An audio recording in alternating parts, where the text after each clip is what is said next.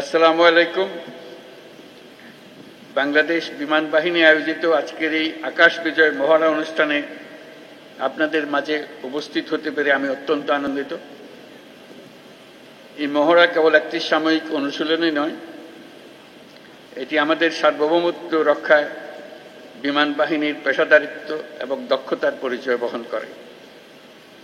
আমি এই মহড়ায় অংশগ্রহণকারী সকল সদস্যকে তাদের নিষ্ঠা, শৃঙ্খলা এবং পেশাগত উৎকর্ষের জন্য আন্তরিক ধন্যবাদ জানাচ্ছি। এই গৌরবময় মুহূর্তে আমি গভীর শ্রদ্ধার সঙ্গে স্মরণ করছি ৭১ সালের মহান মুক্তিযুদ্ধে আত্মদানকারী শহীদদের, বিশেষ করে বাংলাদেশ বিমান বাহিনীর অকুতোভয় সদস্যদের। তাদের রক্তের বিনিময়ে অর্জিত স্বাধীনতা আমাদের জাতিসত্তার মূল ভিত্তি। এর সঙ্গে স্মরণ করছি ২০২৪ সালের জুলাই আগস্ট আন্দোলনে নিহত ও শহীদ সকল শিক্ষার্থী, তরুণ তরুণী এবং সাধারণ জনগণকে, যারা দেশের অধিকারের প্রশ্নে জীবন ও রক্ত দিয়ে তাদের অবস্থান স্পষ্ট করেছেন। ৭১ সালের ২৮শে সেপ্টেম্বর বিপুল প্রতিকূলতা সত্ত্বেও একটি অটার বিমান, একটি এলিওয়েট হেলিকপ্টার, একটি ডেকোটা বিমান সহ ৫৭ জন সদস্য নিয়ে জন্ম নিয়েছিল কিলো ফ্লাইট, যা বাংলাদেশ বিমান বাহিনীর নিউক্লিয়াস হিসেবে চিরস্মরণীয় হয়ে থাকবে। যার নামের আদ্যক্ষর দিয়ে এই কিলো ফ্লাইটের নাম করা হয়েছিল, সেই জীবন্ত কিংবদন্তি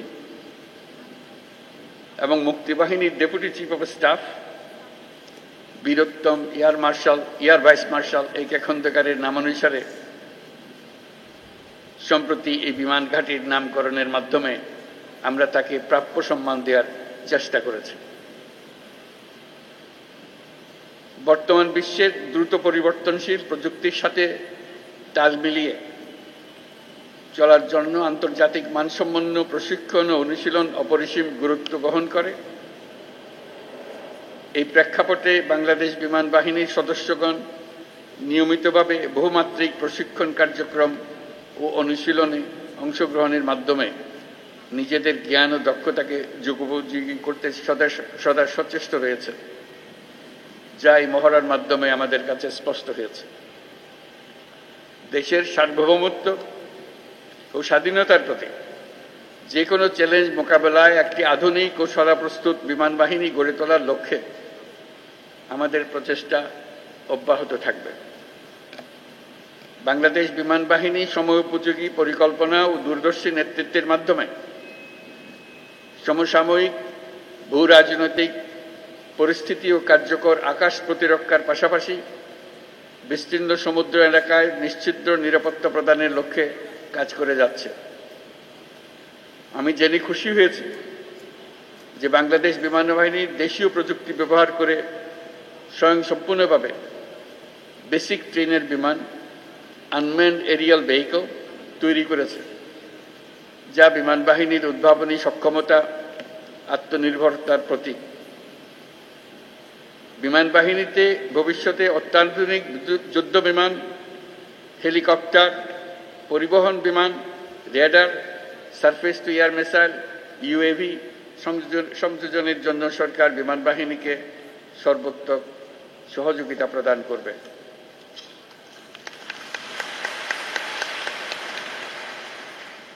আজকের এই অনুশীলন বাংলাদেশ বিমান বাহিনীর আত্মবিশ্বাস, প্রস্তুতি এবং অর্পিত দায়িত্ববোধের বাস্তব রূপায়ণ। এই জন্য আমি আবারও আপনাদেরকে ধন্যবাদ জানাচ্ছি। এছাড়াও আমি বর্তমানে দেশের বিমানবন্দর সমূহের সুষ্ঠু পরিচালনা ও নিরাপত্তার দায়িত্বে নিয়োজিত বিমান বাহিনীর সদস্যদের ধন্যবাদ জানাচ্ছি। পরিশেষে আমি বিমান বাহিনীর সকল সদস্যদের প্রতি যুগোপযোগী ক্ষমতা অর্জন, দক্ষতা অর্জন এবং পেশাগত কারিগরি সক্ষমতা বৃদ্ধির প্রতি অব্যাহত মনোযোগ বজায় রাখার আহ্বান জানাচ্ছি।